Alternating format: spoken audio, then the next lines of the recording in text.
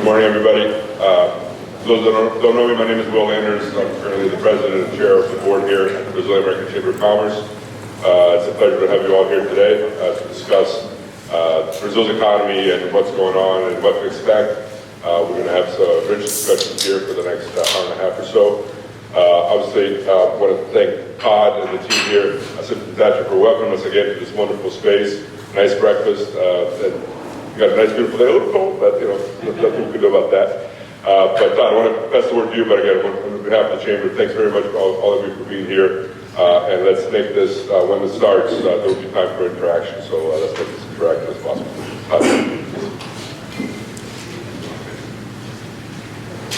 Thank you, and sejam bem-vindos. It's a pleasure to have you here with us.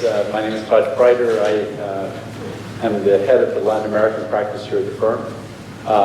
Simpson Thatcher's been around since 1883, and for the last 4 decades we've had a practice group focused on the region. And for the last 15 years we've had an office in Sao Paulo where we have about 25 people, 10 lawyers who practice New York law there. So it's essentially just an outgrowth of this our main office here in New York. Brazil, 7th economy in the world by power purchasing parity, top 10 economy in the world, and obviously the leading economy and country in Latin America. Tremendously important for what it can achieve and the role it can play, and always challenged. So with that, welcome. I'll pass it to Paula Vieira da Cunha to introduce our speakers. Again, thank you for being here with us. Thank you, Todd, and thank you to Simpson and Thatcher for hosting us today. Good morning, everyone, and welcome. The performance of the Brazilian economy for most of 2024 was surprisingly good. Strong growth with record low unemployment, continued expansion in exports and investment, further deepening of financial markets, with more firms borrowing from capital markets than from banks, with an extraordinary increase in fintech transactions. Overall, an ability to maintain fiscal targets and keep inflation, if not on target, close to it. However, as far as financial markets were concerned, it all unraveled in November. A sudden depreciation of the currency, with the BRL topping 6 to the dollar, the expectation of a pass-through to prices, pushing inflation further, with the central bank now saying that it will be unable to bring inflation back to target until 2026, a sharp steepening of the yield curve, with expectations of 300 to 350 basis point increases in the central bank's policy rate, with 100 basis points already given. Very welcome, Professor Fischler. Good to see you. What happened? As usual in Brazil, the problem is fiscal. Though nominally the administration met the fiscal target for 2024, in reality, because of exemptions, public borrowing grew rapidly, pushing the ratio of debt to GDP close to 80% and on an unsustainable path. The administration proposed measures, but they are palliatives. There is a divide, a disconnect between what the market wants and what the political system is willing to give currently. The political system can deal with fiscal rules and adjustments in primary targets. President Lula, in particular, has dealt with that since 2003, when he first took office. He is familiar with it and understands it as fiscal responsibility. However, today, the deterioration in the fiscal structure is such that playing that game, even well, is not enough. The issue is not so-called fiscal responsibility, but fiscal change. The political system must tackle the structure of the budget itself, the constitutional and sub-constitutional rules which bind revenues to spending and forced spending in particular parts of the budget. The social security system, again, the civil service, as well as the use of the minimum wage as an indexing for spending. Only a change in the structure could produce an adjustment that could lead to stability in the ratio of debt to GDP. The question is, who has the political mandate to do this? Where is the willingness of the President and Congress to start on this path? Meanwhile, the economy rolls along and the political class is already looking for the elections in 2026. As Rudy Dornbush said, thinking also about Brazil, in economics, things take longer to happen than you think they will, and then they happen faster than you thought they could. We have a truly outstanding group of analysts to discuss these and other issues as we look forward to 2025. Their bios are available on our site, and I will not repeat it here. On behalf of the Chamber, Drauzio, and myself, I would like to thank them very much for being with us today. I would especially like to thank Media Bast, the Director of Economics at Bradesco in São Paulo, who has at a short notice agreed to replace her colleague Fernando Honorato Barbosa on our panel. And we begin with Media's presentation. Media, please, go ahead. Thank you very much, Paulo. Hello, everyone. Thanks so much for having me. It's really a pleasure to be here today. And I will talk mostly about the economic activity in Brazil and also about the fiscal outlook. My colleagues will take from there. As Paulo was just saying, in the last few years, we've had quite a lot of positive surprises with GDP growth in Brazil. The figures were much higher than everyone expected, and the average growth since the pandemic is close to 3%, much higher than what we had prior to the pandemic. This heated economy growth was explained by a lot of factors, but mainly explained by a very strong exports sector. Both agriculture and oil exports really ramped up since the pandemic. We had a very strong labor market with the lowest level of unemployment in a decade, and also a heated credit market. Also, we had a very important and positive fiscal impulse in these last few years that contributed as well to a stronger GDP in the last few years. This level of growth, 3%, is higher than what we estimate to be the GDP potential growth in Brazil. We are more optimistic than most of our colleagues. We see a potential growth in Brazil close to 2.5. We know it's more optimistic than most of our colleagues that believes it's closer to 2%. And one of the reasons that we estimate this potential growth closer to 2.5 is because we see all the structural reforms that the last governments made since 2016. And all of these structural reforms are maturing right now, right after the pandemic, especially the labor reform that was made in 2017. This, we believe, is part of the explanation of why the labor market is so heated in Brazil. And that contributes to elevate a little bit our potential growth. So when we look to the medium term, we believe a 2.5 GDP growth is very possible for Brazil in the next few 10 years, maybe more than that. But even with this higher potential estimate, the actual figures of GDP were higher than that. So even for us that believe that potential growth is higher, it was much higher than what we expected. And this led to an increase in inflation in the last few years. So inflation is not higher than our average. We are a country with high levels of inflation. Our average inflation is closer to 6%. We are not there, but we are higher than the target. So our target is 3%, and this year inflation will probably end around 5.5 CPI this year. So it is higher than the target, and central bank is reacting to that. And he started this new tightening cycle, and this is a very different cycle.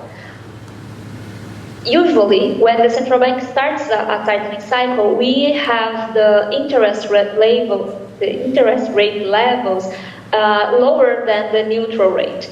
That's not happening. We already had a restricted level of interest rate in Brazil. And even with this restricted level, central bank started a new tightening cycle. So when he ends the cycle, we will probably be at the highest level of monetary tightening that we have ever had.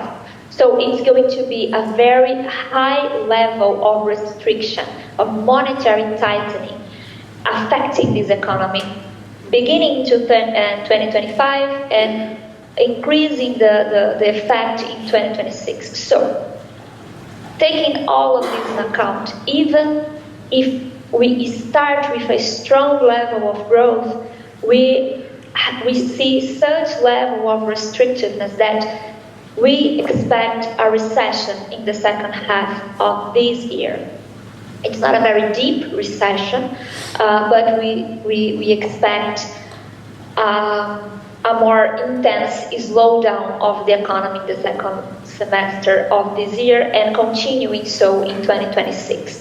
So we grew 3.5 last year. We are going to be closer to 2% 2025, and then going to 1% of growth in 2026. This slowdown is not only a response of monetary tightening, but also a change in the fiscal policy. Last year, we have a positive fiscal impulse. In this year, we expect a neutral fiscal impulse, or maybe even a little negative impulse. That's because we expect the government to comply to the fiscal rules. If he complies, then we don't have any further positive fiscal impulse this year. And that also helps to explain why we see this slowdown in the economy. So both fiscal policy and monetary policy will be with the same target to slow down the economy.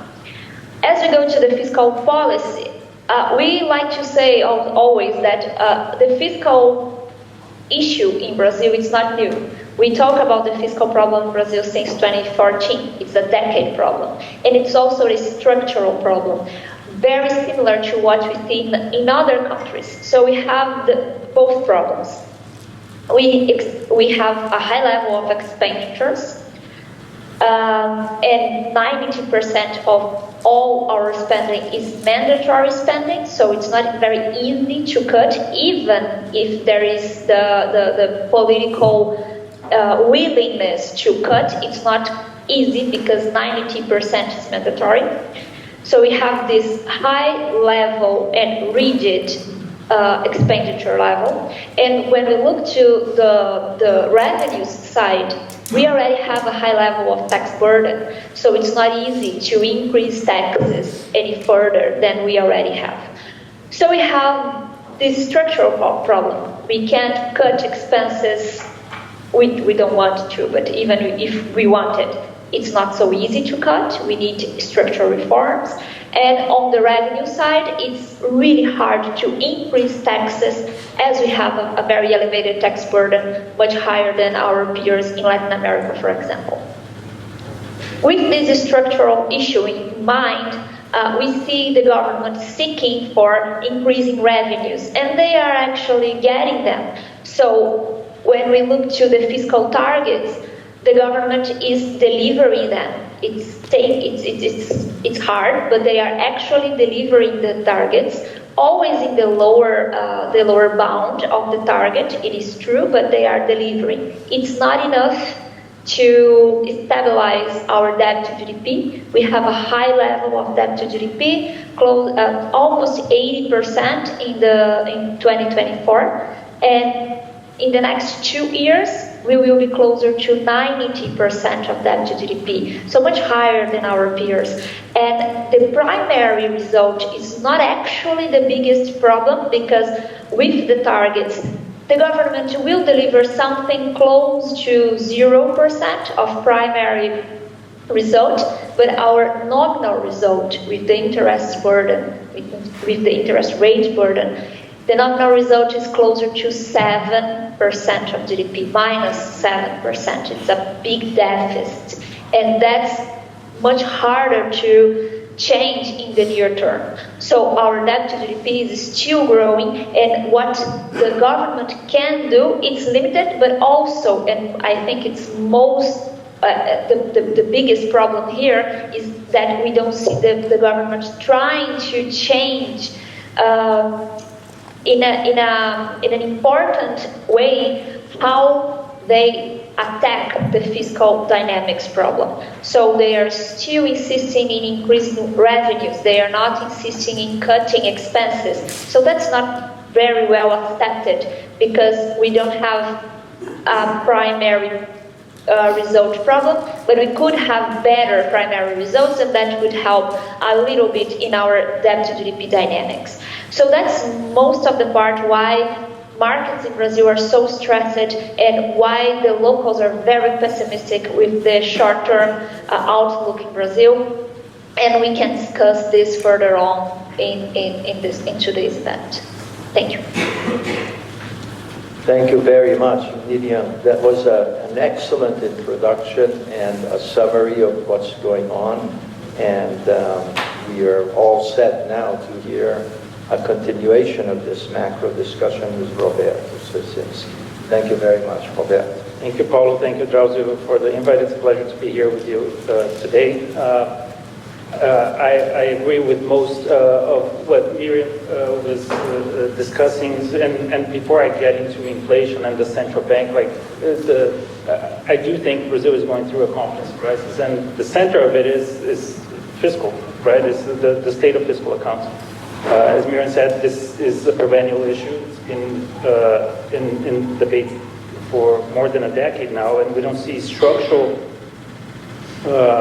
solutions to it originating from the government. And so I'm very quickly going to go just about the main points that I see for fiscal this year, to then conclude with my inflation and the central bank views on monetary policy. But basically, for this year, we do not see silver bullets, right? Like as Miriam was saying, there's very low political appetite for the truly necessary structural corrections in spending that relate to the minimum wage growth. It's linking to social benefits for an aging population. So the trajectory of fiscal accounts is concerning, and we don't see structural solutions coming in the short term. So I think much of the focus this year in Brazil will be on budget execution. So it's at the speed at which the government implements the spending freezes starting in March.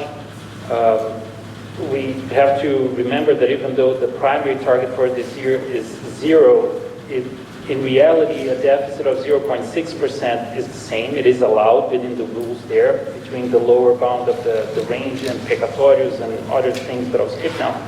The 0.6% primary deficit is still in line with the target, and most importantly, the nominal deficit is going to continue to be really high at around between 8 and 9% of GDP. And even if reaching the primary deficit of 0 to 0.6 is within reach, if the government implements spending freezes and so on, it's important to remember that compliance with the fiscal framework does not prevent gross debt to continue to grow. We do see reaching over 85% of GDP by 2026, and especially so as the interest burden rises quite fast. So the focus will be on fiscal throughout this year. I expect that to be the source of additional volatility. And even more so once we have the government presenting the income tax reform, something that was briefly discussed at the end of last year. It has not been presented to Congress yet, but it's the president's intention to increase tax exemption for the vast majority of the population.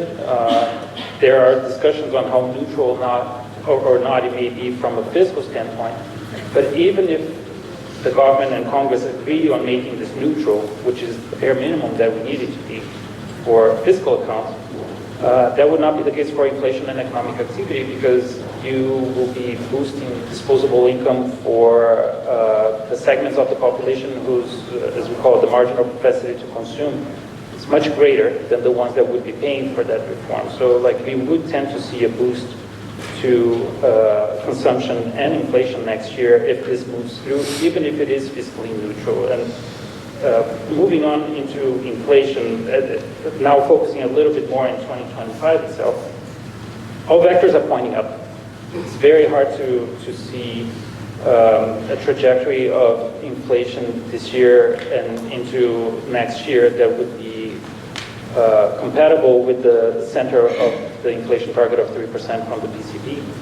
When you look at different measures between tradables, non-tradables, foodstuff, regulated prices, each one of them have reasons pointing upwards. Like for tradables and industrial goods, you have the significant depreciation of the currency, especially what we've seen in the last quarter of 2024 that is yet to be felt.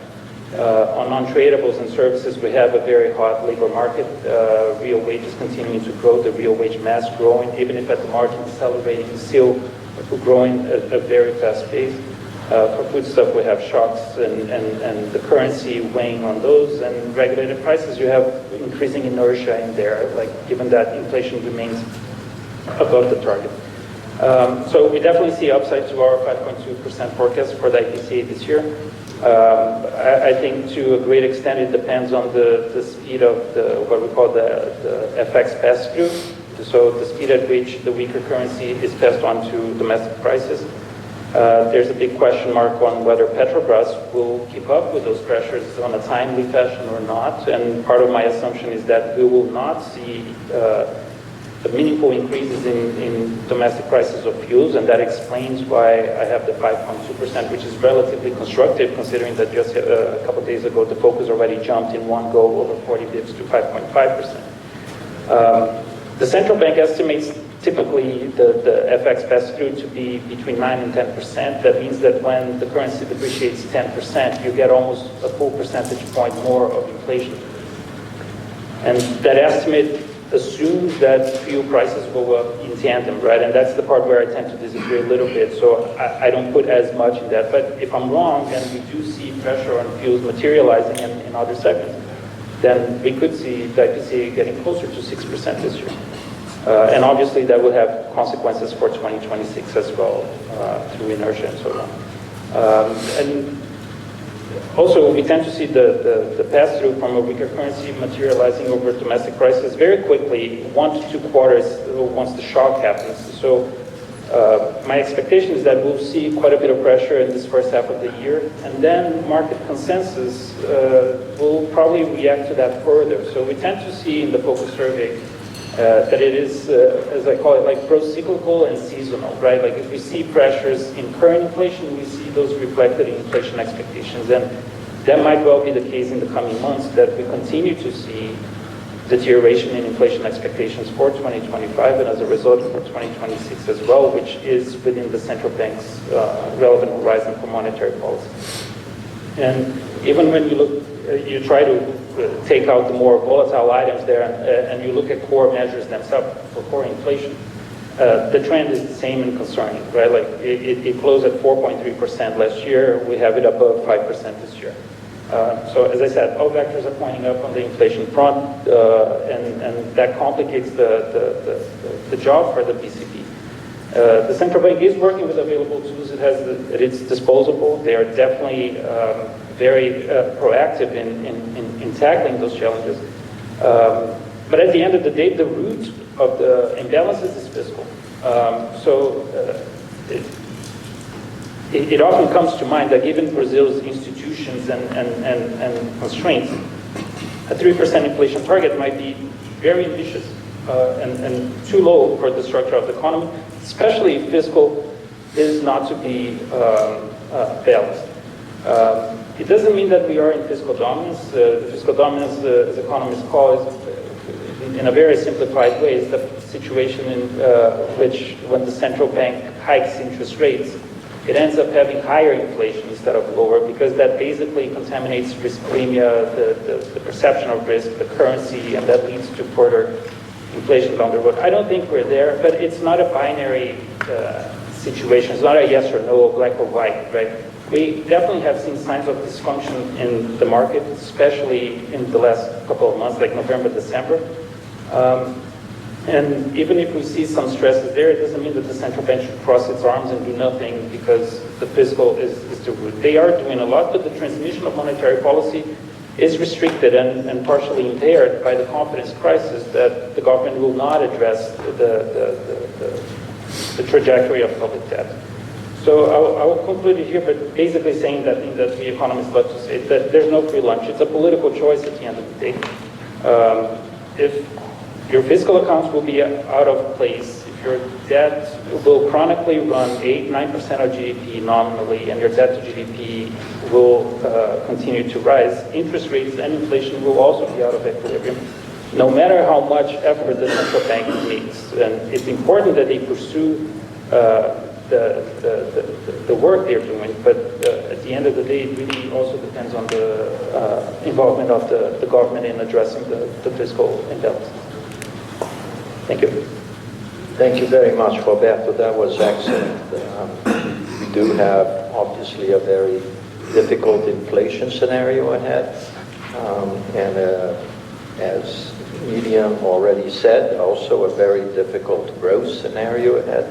So things in the very short run are complicated.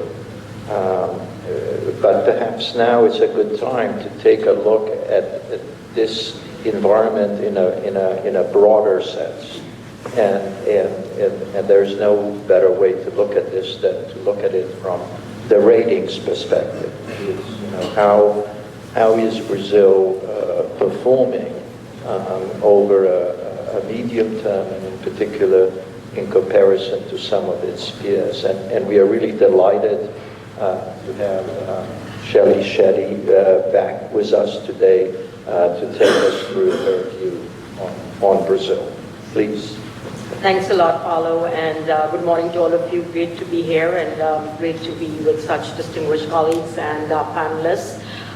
So my task today is really to talk about Brazil in the context of its ratings and how are we looking at the current dynamic from a rating perspective. So first of all, just to mention that our rating is at BB with stable outlook, which is 2 notches below investment grade. Very quick recap. I mean, Brazil was an investment grade sovereign, a few years ago, or a decade ago now almost, because it got into investment grade in 2008, stayed there till 2015 December, and we downgraded at that time Brazil to below investment grade, went all the way down through the years to BB minus, and that was in 2018.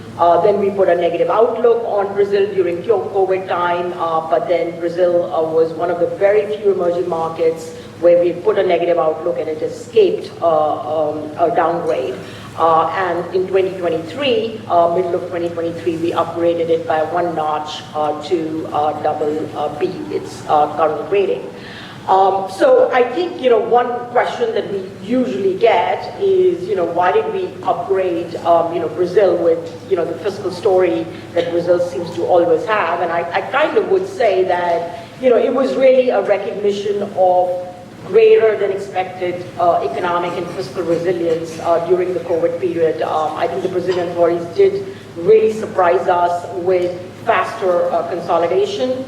And Brazil was one of the very few big emerging markets around the world where debt to GDP fell very quickly below its 2019 levels. This is a feat that many emerging markets have still not, actually achieved even now. Now, we were certainly not starry-eyed about the fiscal anchor.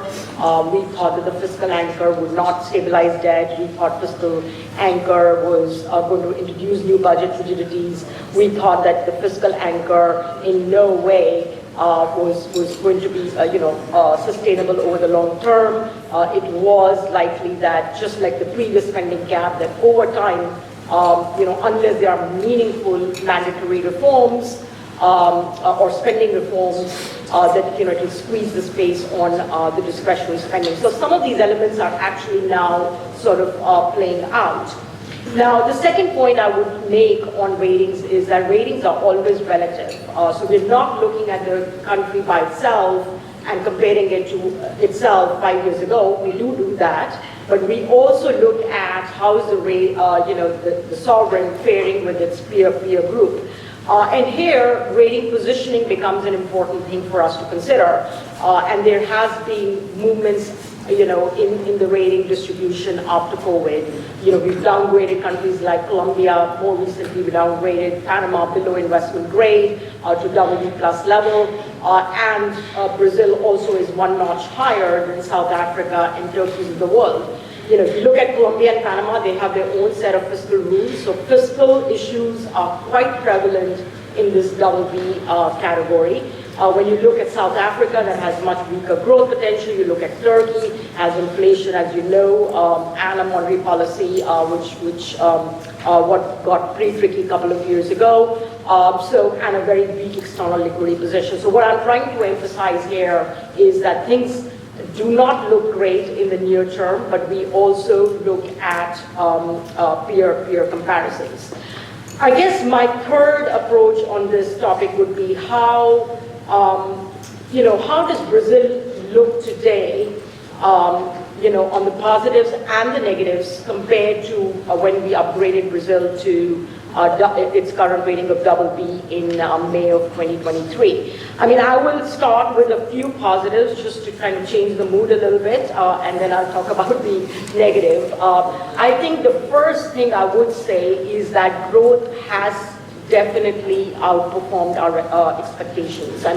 We are well past this post-pandemic recovery to say, oh, it's just some of the sectors that were lagging and now they're kind of leading to a recovery in the Brazilian economy. I think every year we've had to kind of update our growth forecasts and have been surprised about the growth outperformance. Now, this has led to this debate whether Brazil's underlying trend growth is higher. IMF says that they just upgraded their potential growth estimate for Brazil to 2.5%. We perhaps are not in that camp yet. We're still running our long-term debt dynamics at around 2% growth. And some of the reasons that we think that perhaps potential growth has not, suddenly gone to 2.5% or 3%, and that's just because to us this looks right now a consumption boom, a fiscal boom, a credit boom. Very difficult to say that this is really an investment and productivity-led higher potential growth. Investment to GDP has not, shot up in any dramatic way in Brazil. You go to Sao Paulo, everybody's talking about growth, but no one's talking about investment. At 13 to 15% interest rate range that we're talking about, it'll be very hard for corporates to get on with projects that have such high internal rate of return. So in that sense, it's difficult to see potential growth has really jumped to 2.5%, 3%. Neutral rates are going up in Brazil, not going down. So that also means that it's very difficult to make that argument just yet that potential growth has gone very high.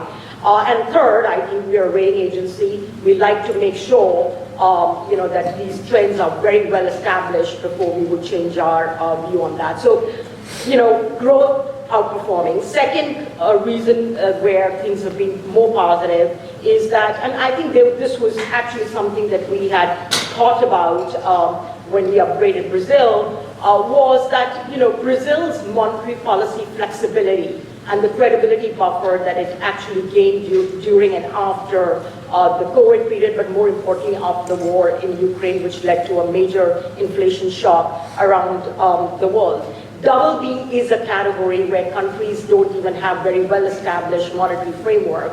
I think in Brazil, we can kind of agree or disagree on, whether certain moves of the central bank were appropriate or not appropriate, but it has demonstrated through different cycles that it is looking at inflation quite seriously. It does raise rates. It was a loner in EM to have tightened monetary policy last year. I would agree with Roberto that perhaps given the fiscal issues, and the fiscal issues are the root of the problem, the transmission of monetary policy perhaps is getting a bit impaired. The third thing I would mention here is that if you look at the emerging markets, but you also look at developed markets right now, the political fragmentation and polarization is pretty significant. And under those circumstances, to push for any meaningful structural reforms is becoming very difficult. And I think Brazil, is continuing. Yes, the pace is very glacial, but we are still seeing, Congress actually passing, a consumption tax or a VAT reform, which has eluded several administrations in the past.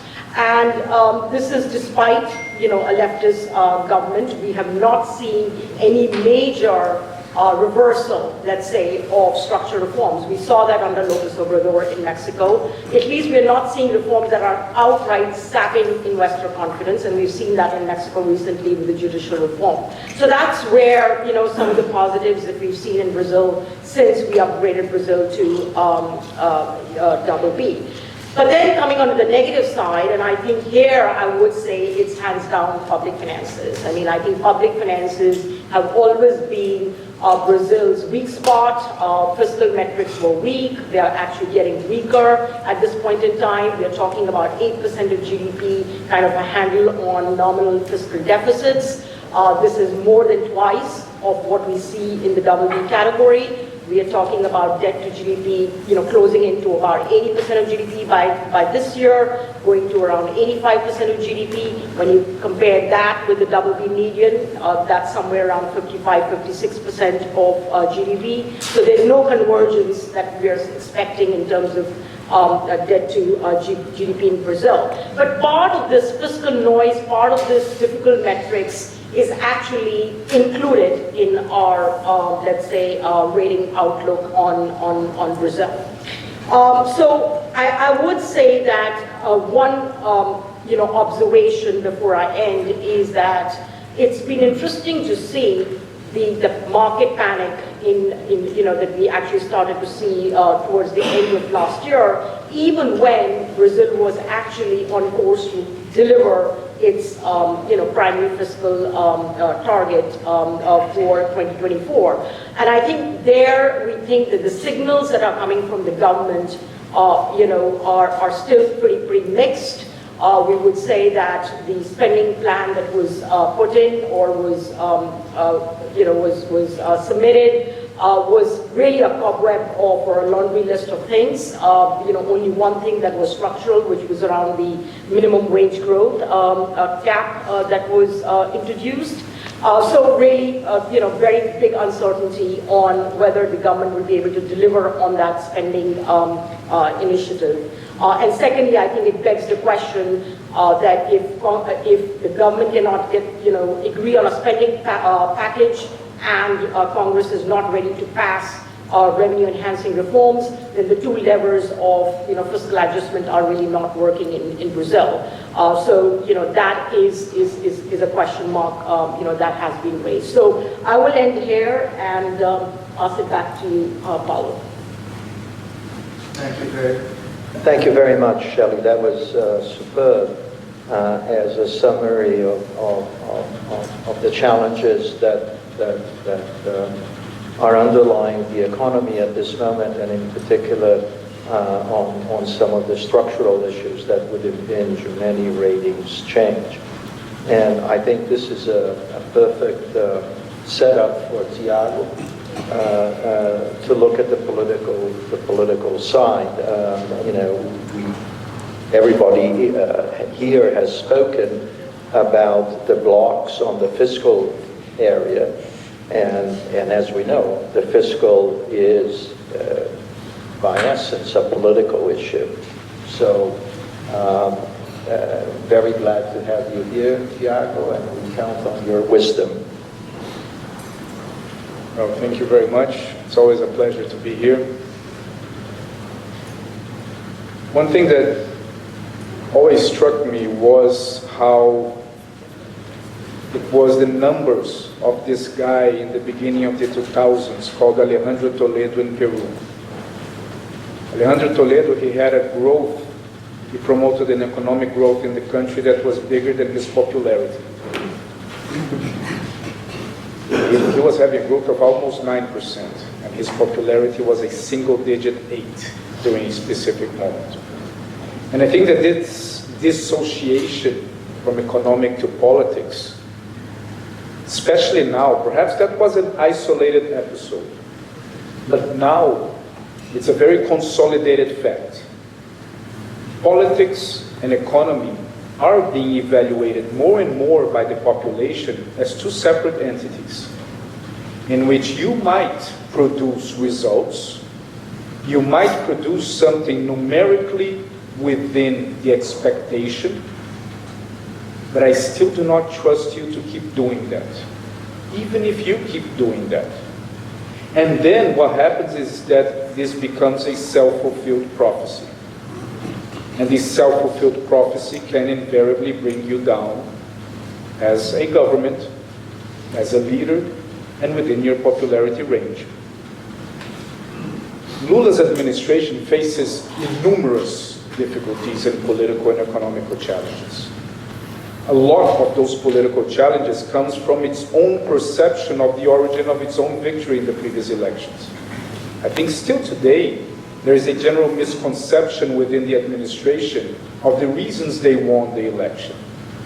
And this is the root cause for the way that you deal with fiscal, the way you deal with the Congress, the way you deal with the press. Because if the base is if the origin, if the premise is wrong, it doesn't matter how right everything else is, the final result still likely will be very wrong. We have a situation in Brazil that perhaps the government hasn't understood, or they did, because there are smart people there, but they haven't believed yet, is that more and more we are in a parliamentary system disguised as a presidentialist system, in which the Congress has a power of decision-making that is extremely high.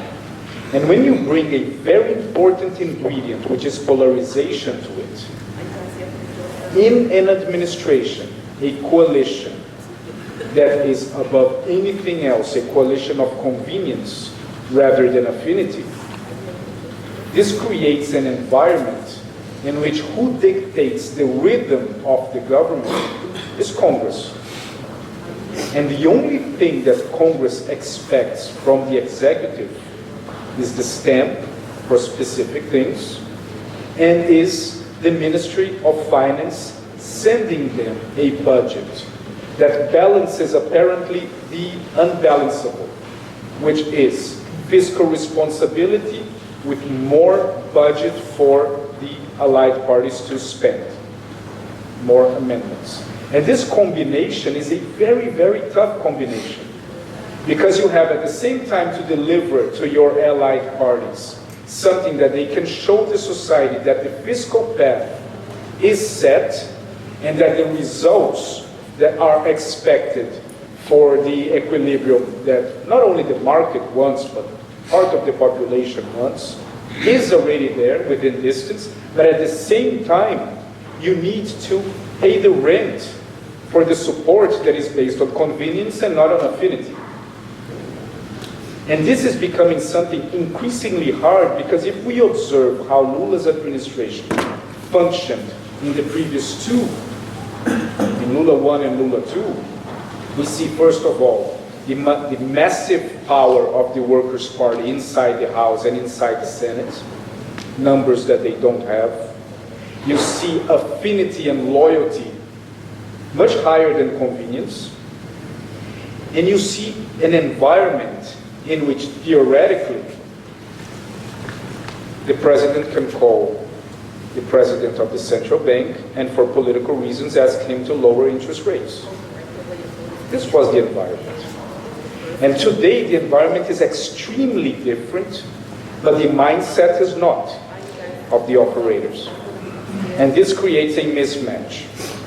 And this, at the end of the day, pushes the pressure on the government in which the focus is not on the executive, is not on the presidential palace, but on the Ministry of Finance. The expectation is that Haddad produces the result that will either generate the sensation of a fiscal path, or fiscal equilibrium, without at the same time giving up growth, and corroborating his position as the big favorite to eventually be the presidential candidate if necessary. These three things, they don't necessarily match. And then what we see is the government alternating the priorities from one of these to the other as we go forward. We have, in the short term, 48 hours, the election for the House and the Senate, which basically, if we don't have any major surprise, we're going to have Hugo Mota as Speaker of the House and Alcolumbre as the President of the Senate. But this will not change effectively the relationship between the House, between the Congress and the Executive. Because ultimately, it's the Executive who must adapt themselves to the new Congress, and not the other way around.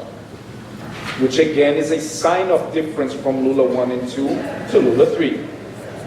This necessity to adapt to the Congress is another indication that we are in a more parliamentary cloud than a presidentialist cloud. And why this is very important? Because for all of you who are observers of Brazil, we are used traditionally to identify and to try to identify the path of answers in the executive, because that's the logical reason.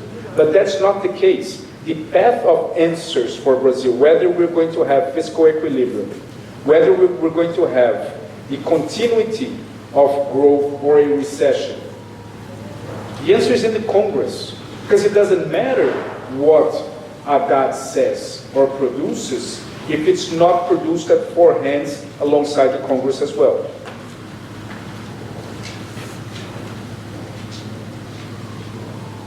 At the end of the day, this Centrão, whether you like it or not, brings pragmatism to Brazil. It might not be the pragmatism that we want, but it's the pragmatism that forces the government to be on a specific path. Both the right and the left. When Bolsonaro, he had to align with the Centrão, and he called the Centrão all names that I cannot say here. What happened was that customs, the behavioral agenda was immediately rejected. And what we have right now is the demand for fiscal equilibrium to guarantee support. I still don't trust the government to understand that, and I think that this is part of the clash that Miriam said very well, which is related to how we can expect a recession in the future, because we are approaching an electoral year, and an electoral year in Latin America is the year of increasing your expenses. Especially for a government that the last poll that came up a few days ago was not good. Resembled a lot how Alejandro Toledo lived his years in Lima.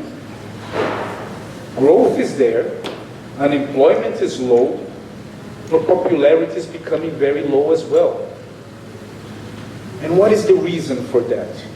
The reason is communication and perception, because politics is perception. So what we have right now is all the other parties and players, they are organizing themselves, already looking at 2026, already giving us indications of potential even betrayal. We have the president of the PSD party 2 days ago saying Haddad is a weak minister. Lula today would not be re-elected. He is a kingmaker, that individual. And the way that he says that, and at the same time, the PSD of Kassab prepares to combine forces with the PSD to create the largest party in Brazil, the largest alliance in terms of mayors and governors, we have virtually new names coming up. Lula is still reliant on the mythology around Lula, but not necessarily on the Workers' Party supporting him anymore, nor the executive being the machine that was in the beginning of the 2000s. And this is very dangerous for him, and I think that this is very dangerous because this could lead to a further recession eventually, if the Congress does not force the executive, because the mindset, and anyone here, if you were a president and you're approaching your electoral year, you will spend as much as you can to guarantee that if your popularity was low. Every single one in this room will do that. There's no altruism in politics. But the question is, will Lula be able to do that? Will the Congress hold him back? And will this produce rupture? And the rupture, I mean, is allies starting to prepare their own names for candidates in 2026. My 1 minute is over.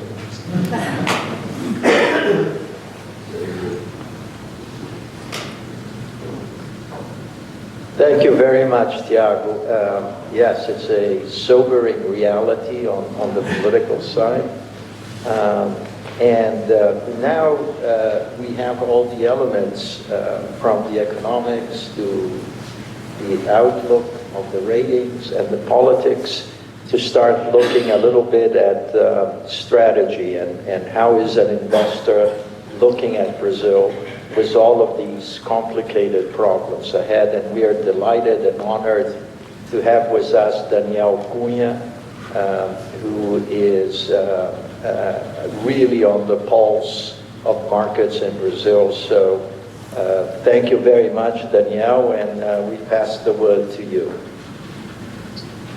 Thank you very much, Paulo. Thank you, everyone. Good morning to everyone.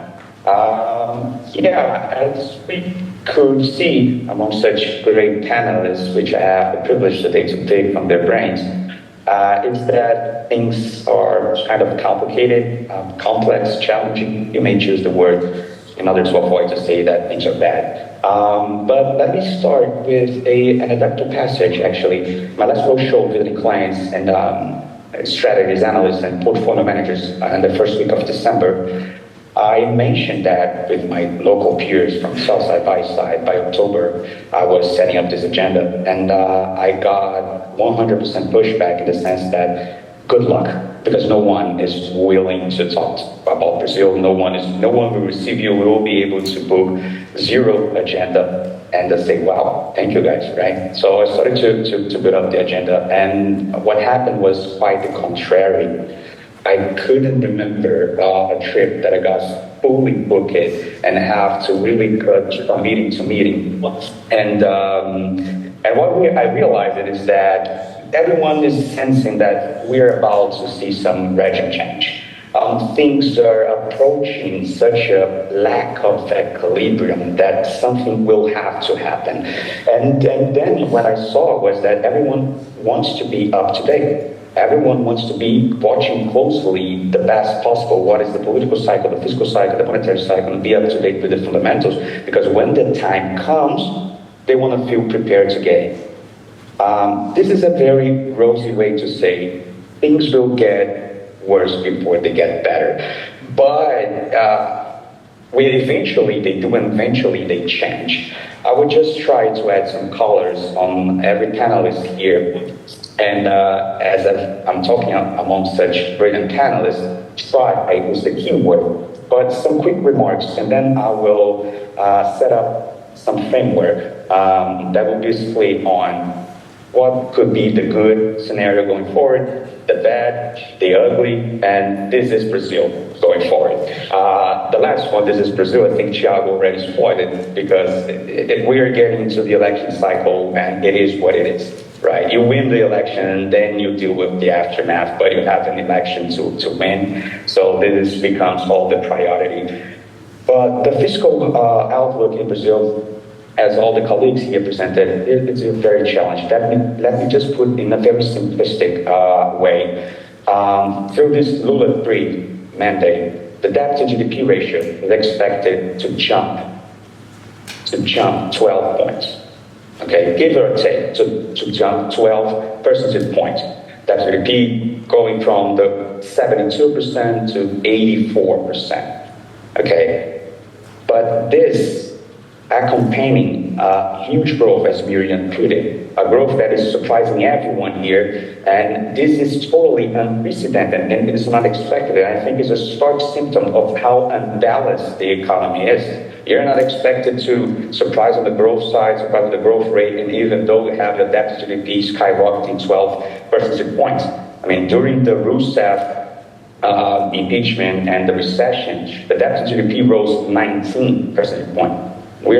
But that was the economic depression, you may say. How come the administration is posing a surprise on the growth side, and even though skyrocketing the debt to GDP 12 points percent rate?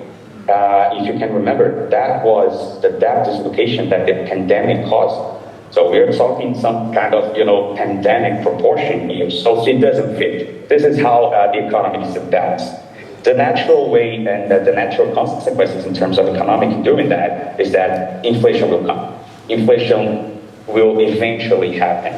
And now in our forecast here at BGC, we are on the very pessimistic side of inflation. We forecast 7% for the end of this year, which is outrageous. And it's a very big problem for the Brazilian Central Bank to operate. And just to try to end my remarks here, is that Miriam said that the fiscal problem in Brazil is not new, which is totally correct, right? But what is totally new is to have a condition to kind of have to address the fiscal problem in the latter half of a mandate. This is totally new. This is totally unprecedented. As Thiago just spoiled it, this is a dead-end road. It's kind of impossible to do that, to the contrary. So this keeps risk sentiment in a very elevated measure as we march to the 2026 national election, because I like to quote Voltaire here when he said, or he was supposed to have said, that history never repeats itself, but man always does. I mean, man behavior is always the same. As Thiago mentioned, you have an election to win. This is not just in Brazil, it's all over the place. And as Shelley mentioned, the polarization, this is a thing that is really complicating the fiscal outlook wherever you look, because the norm now is not re-election, or it seems like I'll pass this ball to Thiago if I can, but the norm is kind of looking to alternative power. And re-election is not the base case kind of anymore. And one implication of that is that expect fiscal policy and fiscal cycle to get even more sharp and short. So talking about fiscal reforms in those kind of situations has to be when you kind of hit a wall, or when you face, an alternative in power, and that this new president, this new coalition really has this in his agenda. Thiago mentioned Alejandro back in the early 2000s in Peru, but I can mention Michel Temer here in Brazil. In what kind of way? In a kind that actually to be the one to implement fiscal reforms and to go there to fix the social spending, the pension spending, it's a political suicidal. Michel Temer delivered a great kind of administration in terms of economic perspective, fiscal perspective, monetary perspective, and balanced the Brazilian economy. But at what expense? The highest popularity ratio during Michel Temer administration, the highest President Temer could get was 9%. So this is really difficult to manage a guy that was elected, Michel Temer was not elected, to come up and do these fiscal reforms. But as 2026 approaches, I would just lay out here, what to expect in the four kind of scenarios that I mentioned earlier, and what would be kind of the price levels in terms of risk sentiment in the markets.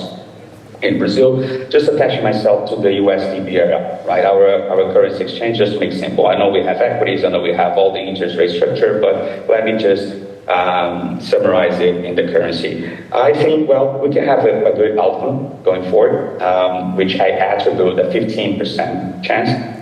What would be the good outcome? Well, we do see some slowdown during the 2025 year, but it happens to be a very smooth, soft landing. I would borrow what Miriam mentioned earlier before, as maybe our potential growth is a little bit higher, could be in the level of 2.5. Inflation, as Roberto mentioned, all the factors are pointing to a higher inflation, but then maybe we go from the current 4.8 to some 5.5. It's a bad news for the central bank, but it doesn't break the system and doesn't break popularity, etc. And things can simply go as they are. You can keep all the spinning all the plates with a still solid growth, a pressure but not racking inflation. And you go to 2026 election as we are. I think actually the markets is where they are right now. I would say that would be a USD BRL currency exchange trade in this 580, 590, or put in other words, lower than the 6 level, which I don't think is the base case. In other words, I think this January month is being an interregnum, which, no news coming from the new Trump administration, no news coming from Brazil, because, we are closed for business until the next 48 hours. Actually, the next 48 hours will be interesting because, you have this deadline, February 1st, coming from the U.S. administration to reveal some tariffs or not. And then February 1st, we have the election for both houses in Brazil, so let's see. But then I move to the bad outcome. The bad outcome, I attribute a 30% chance. And what would it be? It will be, the economy slows down, kind of a mild recession in the eve of 2026. Inflation goes up a little bit further. The Selic rate will have to go to 15, maybe 16%.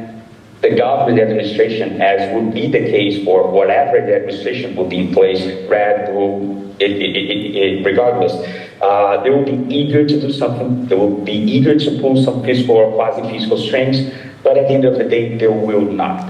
Okay, thank you, Paulo. Thank you all for coming and for hosting us.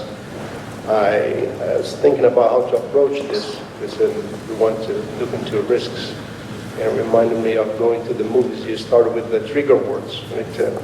Violence, nudity. We are Danielle, we are moving to the second part so that we can explore the scenarios in the latter parts. Okay.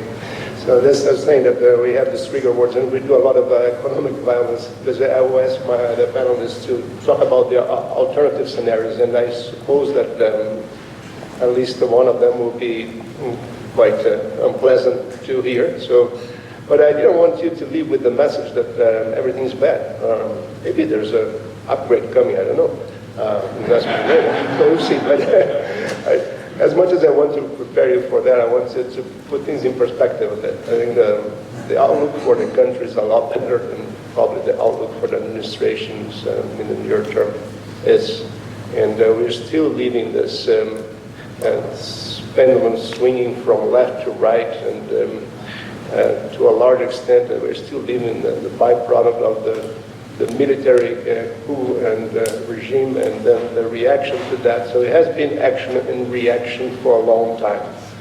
So along the way, the government comes and says, well, we want to get rid of this so-called communists, and let's spend 100 billion reais here. And then the so-called communists come back and say, we're going to want to get rid of this fascist, and let's spend not 200 billion. And here we are with this fiscal issue. But when you look at what the population is asking, where the country is going, it's a lot different. I think we are paying the price as the tail end of this generational issue, this baggage that we are still carrying. But I would say that this is the tail end of it. Unfortunately, it will dominate the short term.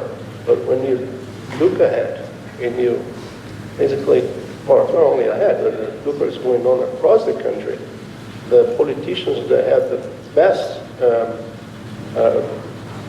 performance and approval rates are very promising, a lot more promising center than unfortunately has seen in the years and decades. So with that hopeful note, I'd like to get back to the potential economic atrocities we'll discuss in the next panel, because I want to ask, starting with you, Miriam, to consider the alternative scenarios and the good and the bad. And again, it's not a baseline, it's just the risks you see, because as Danielle said, we want to come out of this prepared for the better and for the worse. And sometimes it's more interesting to see what the economists, to hear what the economists don't say in their surveys that are published than what they do. So starting with you, Miriam. Sure, Ralph, thank you. I will start with the positive outlook. If we are wrong and things go better than we expect, I think that there's always a difference between the cycle and the trend. I think the trend can be more positive. So obviously we are in a cycle of a slowdown in the economy, so that brings a lot of concerns. But when we look to the trends, that could be better. Especially when we think about potential growth in Brazil. As I mentioned before, we believe it's 2.5, but actually there are other possibilities maturing in the economy that could leave us with a higher potential growth, closer to 3%. Let me be clear here. When we look to 5 or maybe a little longer than that, 5 to 10 years, we are getting closer to the moment that the tax reform will be implemented. And if we had made this event 10 years ago and we asked any panelist what Brazil needs to do to increase potential growth, we would say, well, Brazil needs a lot of reforms. It needs a pension reform, a labor reform, a tax reform, a change in BNDES, a change in the macro reforms. Micro reforms. Well, we did all of them. It's not perfect reforms, obviously, but we did all of them. So we are maturing the consequences, the positive consequences of all these reforms. And the tax reform will also have a positive potential impact that is quite hard to estimate, but it's positive, not less. So I think the positive view for Brazil and the positive outcome we can have is this trend, the better trend and potential and higher potential growth in the next few years after we go through this cycle. When I look to the negative outlook, what could go wrong? We usually in these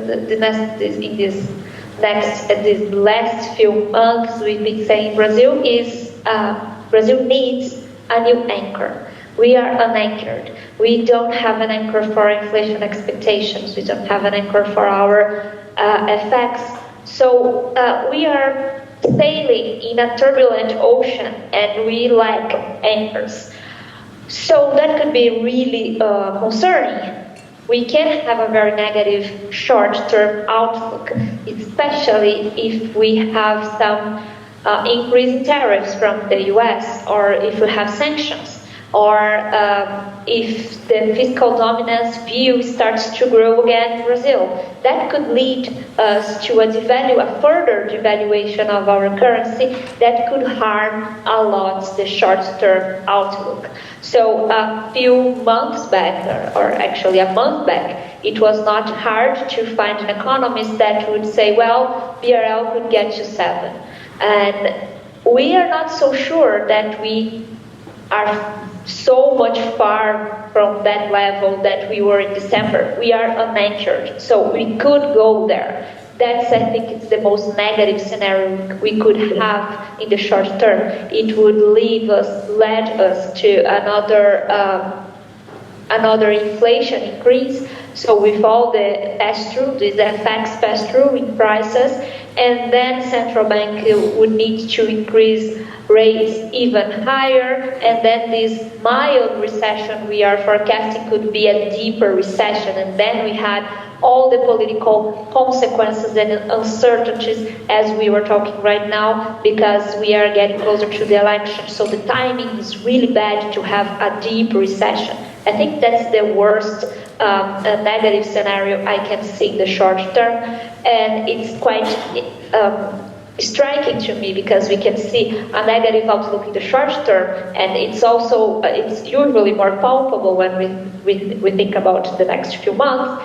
And the positive outlook, it's a more medium term outlook. So I know it's harder to grasp the positive consequences of this other more optimistic scenario.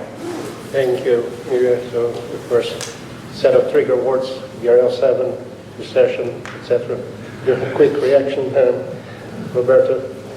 It's hard to follow, but also I tend to agree with what Miriam is saying. I noticed I failed to mention my base scenario about the Selic in my first intervention. Basically, you do see the central bank continuing to tighten monetary policy all the way to 15.25%. So they deliver, the base is like they deliver 100 basis points hike in March, and another 250 basis point hikes May and June. Where things can go wrong and where the risks are, I think, is that we may see stronger, like a sharper and faster economic deceleration, especially with the significant contraction in financial conditions that we've seen November, December until now. I have 2.1% growth for the economy this year, coming from 3.5 last year. My view of potential is something at around 1.7 to 2%. But we could see growth decelerating faster. We're starting to see already in the latest confidence indicators the impact that the contraction in financial conditions in November, December has had in confidence. And if that does happen, if the economy decelerates much faster, that can hurt revenue, and that can lead to worsening in a very fragile fiscal state that we already are. And then for sure there will be concerns about maybe the government pushing for a plan B or plan C, whatever that might be, also out of political considerations, considering the electoral cycle that Thiago was describing very accurately. So in that environment, we could see much weaker growth, fiscal actually getting worse, either because revenue is not performing and or because the urge to spend will increase. And the BCB might be forced to hike more, but that likely won't be enough to anchor inflation in an environment of very high uncertainty. So it could be in an even worse equilibrium where rates are substantially above the 15-25% that I have, without delivering the results on the inflationary front, while facing I don't know if recession is in the realm of possibilities this year, but potentially a recessionary environment. And so it's instead of the sort of muddle through that we are now in worse conditions than we were a few months ago, things could definitely take a turn for the worse. Yeah. Thank you, Roberto. We have 10, 15 minutes of investment grade, restructuring, or the alternative scenarios for you. No restructuring, so I will say that, pretty quickly. This is not, for us to think debt restructuring is something that, the rating has to be in the B and triple C and the double C category. We are not there in Brazil, so I wouldn't go there. I mean, in a scenario, yes, can the rating go down from here? Absolutely, it was there. It was there at BB- not too long ago. It can get there if we get into a very negative scenario that's already been kind of talked about in terms of recession, significant deterioration of the fiscal side, debt sustainability, getting increasingly questioned. This then reflected in undermining of the financing flexibility. Those kind of scenarios could lead to potentially negative pressures on the rating. I think on investment grade question, I would say that's not imminent in our view. I mean, we would say that generally countries that have lost investment grade get back to investment grade within a 6-year period. And as I said before, we're in the 10th year and we're still, debating whether or not there'll be investment grade. I mean, I would just say that, Brazil looked very different when it was an investment grade sovereign. I think at that time, the growth potential was not 2.5%. The debate was not 2.5%, 3%. It was more about 4%. We're far from there. Brazil used to really abide by the Maastricht Treaty. It used to have deficits of lower than 3% of GDP. It used to have debt in between 50 to 60% of GDP. Now we're talking about 8% deficits and 80 to 85 going towards 90 in the longer term under some current scenarios. So I think it's very difficult for us to see investment grade. And I think most fundamentally, I would say, is that when we had Brazilian investment grade, I think we thought that there was major consensus around fiscal policy. We had seen successive different PT governments come in and still have primary surpluses. I don't think we can say that right now. We're talking about primary deficits and this kind of deficit picture with 3% growth. Very hard to say that if there is a slowdown, that Brazil's fiscal picture would not deteriorate further. So I think that investment grade question is not imminent. And to one of the most, not the most important questions, Thiago, do we have a chance of a new generation taking office in 2026, where we'll still be swinging between the older ones that we saw here as well? The chance we have, it might not necessarily be good, but it can end up being worse or the same. But it's always hard because a group of individuals, unless there is a rupture, they grow based on previous processes of growth. So it's very hard for us to see. Bolsonaro is an exception, but Bolsonaro was an action much more of rejection than anything else. There was a very strong rejection to the modus operandi at that time. And the rejection towards Lula is already sedimented, but it's still not strong enough to end his political career. And for anyone new that emerges from the political environment, they will have to use alliances and they will have to be closer to certain individuals that will make them not that different after all, because or else they won't be able to emerge as something completely new. And if you go out of that spectrum and you have someone that does not have the political connections, and I think the example is how the dispute for the mayor of São Paulo happened last year with the emergence of this candidate, Pablo Marçal, which is, politics is becoming increasingly close and more similar to social media. So your ability to shock, your ability to attract attention, and your ability to generate fast slogans became extremely important in this day and age for you to get votes. And this becomes easier in an environment of polarization and an environment of rejection. Because as I mentioned before, polarization makes individuals organize themselves around what they hate and not around what they love necessarily. So the organization around what you hate is very clear in identifying what you want to reject, but not necessarily clear to identify what you want to obtain. And the individual who masters communication in this day and age, which is something very different from 10 years ago and much more different than 15 years ago, this individual has a shot, has a real shot, to the point that we have a Brazilian singer called Gustavo Lima that said he wants to be president. And we cannot, for as surreal as this sounds, we cannot discard at least a 5% or 3% initial shot for him in the polls. And if you have 3% or 5% in Brazil, you have a huge asset not only in Brazil, we've seen here in the US as well, which was with Robert Kennedy. If you have 3 to 5% under your belt, you become a real player. You become a part of, if you can exchange that for a very powerful position within the next administration. So it is extremely possible that someone emerges, but someone emerges because we are having more politicians that are becoming specialists in winning, but not necessarily specialists in governing. And I think that this is a trend that we're finding in the world today. Someone who is very good at winning, but has no idea in governing. And he still can win again, because that's his specialty.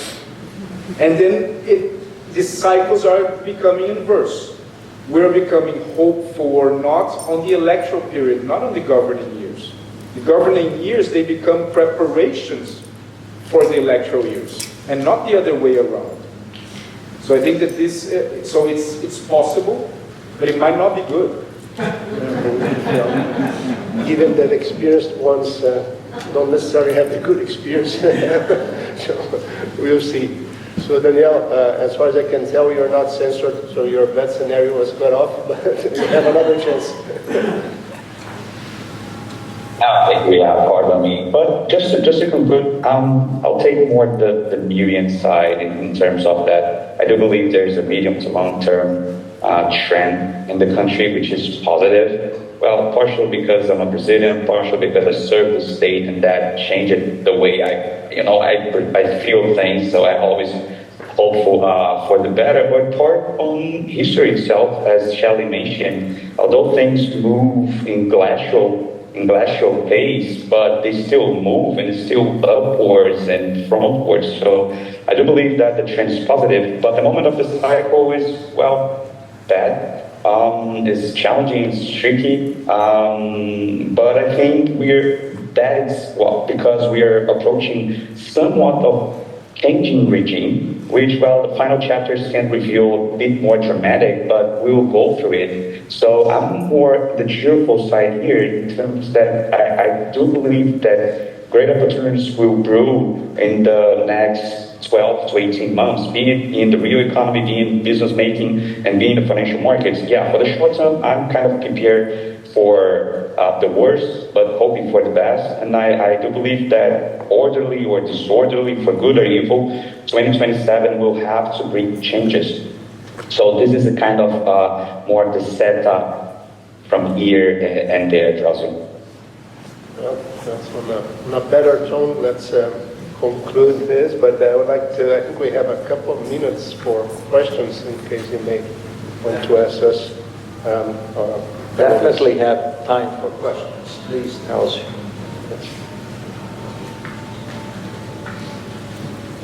Reactions, comments, questions, please. Is there a conclusion for This is Will Landers. Please go ahead. well, maybe, is there a conclusion from you where you started with putting things in perspective? We heard mostly negative scenario for the short term, hopeful scenario for the midterm, but it's hopeful. If anybody was hoping that the politics would get better, now even if it changed, it's more of the same or even worse. So what's your conclusion here? You've been through a lot of these scenarios, you've been through a lot of stuff. Not to say role. But we did work together 30 years ago. So is there a conclusion here? I mean, what's the, what do you think? Yeah, I mean, I thought that Thiago's analysis was really brilliant, and I take comfort from what he says, and I think has been repeatedly said, that the Centrão, as much as we dislike it, is a positive force. And because we are de facto on this parliamentary regime, my hope is that in the next election, it will become clear that this fiscal regime has to change. I mean, you cannot operate with 95% of mandatory requirements, and then if the discretionary part of that has to go back to Parliament. So you effectively have a presidency that has no capability. So my hope is that the constraints, I mean, when Tim created the expenditure ceiling, which looked like a way forward, the Congressional Budget Office the next year said, you know, it was supposed to last for 20 years. The Congressional Budget Office immediately came out the next year and said, you have 5 years before this thing really collapses because of the diminishing role of discretionary spending. And they were right. And so my hope is this requires a political commitment. I don't know electorally how it's built, but my sense is that there is a growing consensus within the Centrão and in the key figures within the Centrão. I would like to ask Tiago this, that they know that they have to do this fiscal change. I'll just add one thing, Bruce. Something, and often in Brazil, things get so bad that it's good. That's when change happens, and normally for the better.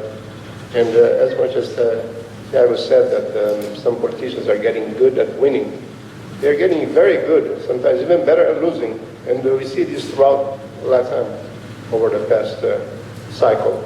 Presidents that were not known, maybe managed the social media better, they got the power and they did the wrong thing, and it didn't take more than 6 months for their popularity to just plummet. I think it has become faster pace, which may not be bad when you have the experience of presidents that stay around or directly or indirectly for 12, 16 years and here and there. So I think it is, as much as you can win easily, you can lose very easily as well. And that has been beneficial for Latin.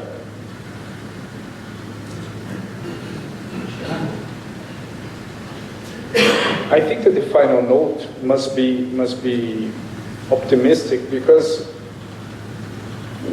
we look at Brazil sometimes with a degree of detail that we don't look at other countries. And we are compared sometimes with countries that were not necessarily the countries that we should be compared. If you look at investing in emerging economies in the world, Brazil is probably one of the most similar and easier to assess and understand by U.S. investors than others. Similarities are very clear. The complexity of Brazil is understanding how it's played and adjusting your expectations to it. I think that the positive aspect of the Centrão, or we having a force like that in Brazil, is that we can discuss positive choices or mistakes within the pragmatic level of analysis. And even a mistake in the pragmatic level of analysis is a luxury these days. We don't need to discuss issues that are on the spectrum of morality, ethics, religion, because somehow, whether you are from the left or the right, having a force in the center blocks this kind of debate. This debate does not belong in Brazilian Congress, or at least it does not progress in Brazilian Congress. And I think that for our country, this is good. We can actually debate fiscal, and we can go into the technicalities of it, and we can expect positive and negative reactions and decisions, but within the topic that we want. So I think that Brazil is still a country that, and you can just have a look at that. São Paulo is the largest Japanese industrial city in the world outside of Japan. It's the largest German industrial city in the world outside of Germany. It's the largest Swedish industrial city, period. So it's still a country that retains investment, not all types of investment, but it requires a doses of attention that perhaps investing in Canada does not. So overall, I think that Brazil can produce very good results for investors. It's still a country that has an immense complexity. It dared to have its own modus operandi compared to others, and perhaps pays the price for that. But overall, I think that our mistakes, they are more manageable, because at the end of the day, whether we're failing or not, we are still commonly trying to go to the same direction. And we can, as a society, realize and understand that a government that overspends is bad.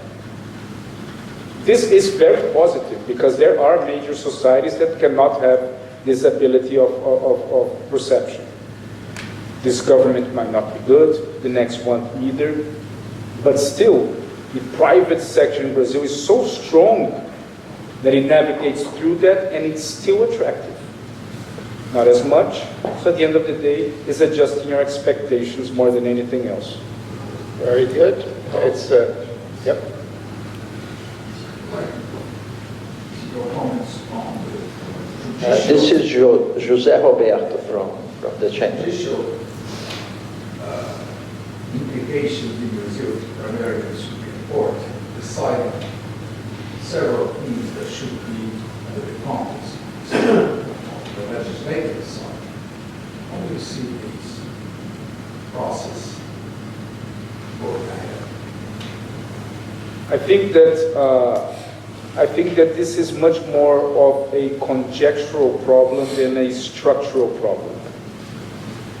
The implications of interference of the Supreme Court upon other areas is something that it's becoming a Western trend and not a Brazilian characteristic.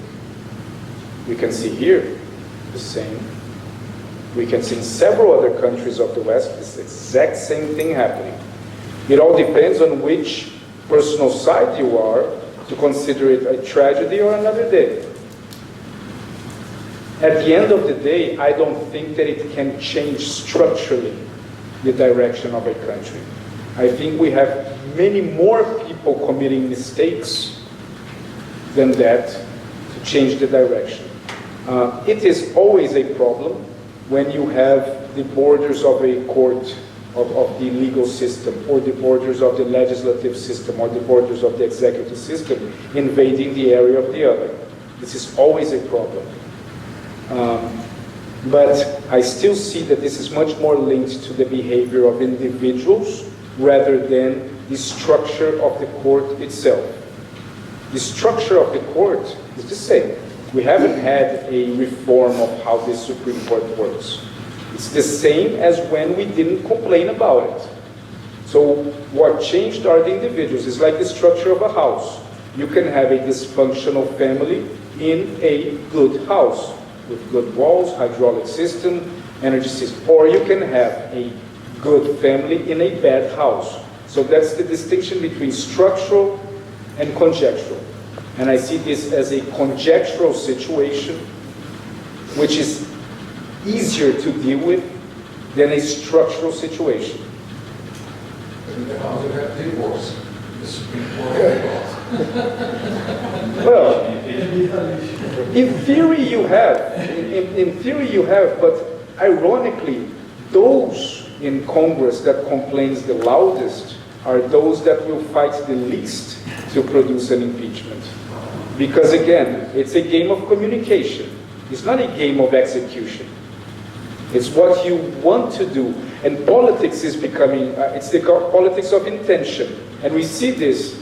I would have done that if it wasn't for Congress. I would have governed much better if it wasn't for the Supreme Court. I would have achieved those fiscal results if it wasn't for the press. So the government of intentions is becoming also a trend. Because the evaluation of the voter is based on what you wanted to do and not necessarily what you did. Because a like is becoming a symbol of support. So yes, I agree with you. There's no divorce. But there are those who are barking the loudest are also not moving an inch towards anything that they are barking. So, okay. So what can we say? looks like it's a happier ending movie after all. And we exhausted our hour and a half. I'd like to thank our panelists for their excellent presentations, and I hope you are better prepared for what's coming next. Thank you.